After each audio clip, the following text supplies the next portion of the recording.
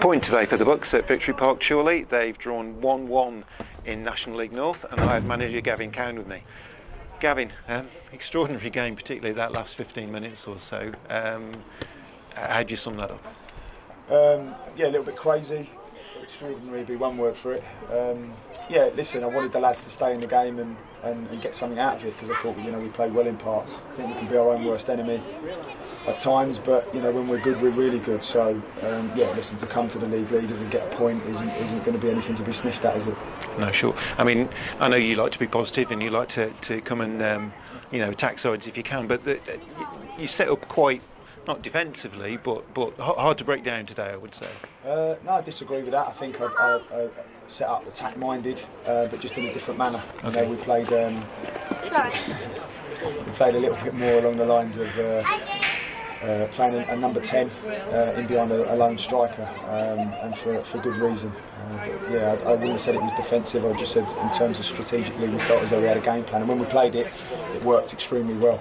We got a lot of joy.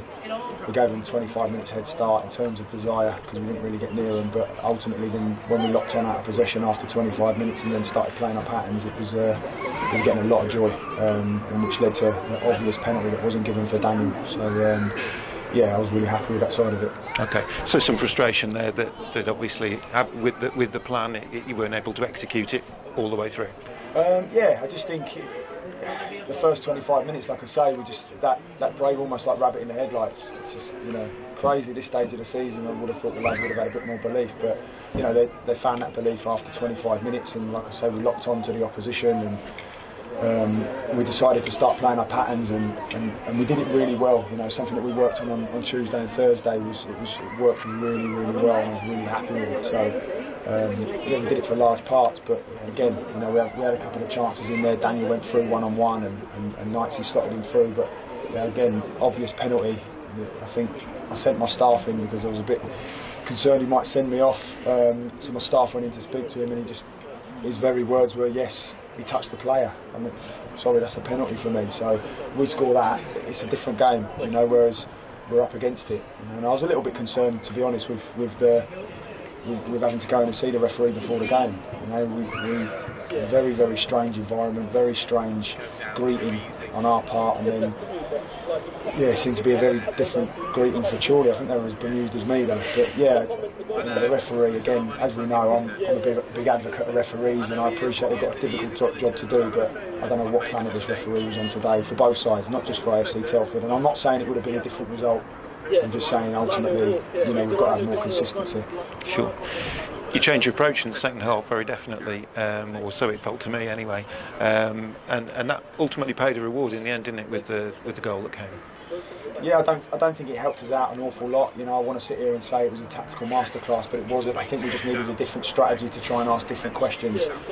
I think the penalty, our penalty was, if the lad's going to run into the back of him and he goes down, then that's what you risk nowadays. But again, I think from Chorley's point of view, it'd be quite a soft penalty. I think again, as for Chorley's free kick in our box, I just think the referee's just trying to cover his own tracks. I think there were so many mistakes through the course of the game. Ellis is sending off. I mean, Ellis is absolutely bemused as to what's gone on. Apparently he's stamped on someone. He's absolutely adamant that there's been a tackle. The legs have come together. He's run one way, the other players run the other, and the next thing, the crowd seem to be getting in the Lino Zero over the other side, and we get a crazy decision out of nowhere. And obviously Ellis is a big player for us. We're losing for 3 games now. If the referee decide to retract it. I'll get you one now. You just think, yeah. Again, just a bit of consistency. If Ellis has done it, he's a man's man. He'd have come in and told me straight away. But he's absolutely bemused. He's shocked and wants to see it again. And he's happy to challenge it. So I trust my players. Sure. So with the circumstances, with say with Ellis Deeney's dismissal, and then you happy with the point? Do I take it? Yeah, I think you come to the league leaders. You can't. I'm not going to sit here and say that I wouldn't have been happy with a point, because we tried to just remain in the game with 10 men. It was all about just screaming to the players, stay in the game, because I knew a chance would come. And the lads just defended brilliantly. Just resolute and not just the defenders. I thought people like James McGuilkin, Darryl Knights today were magnificent.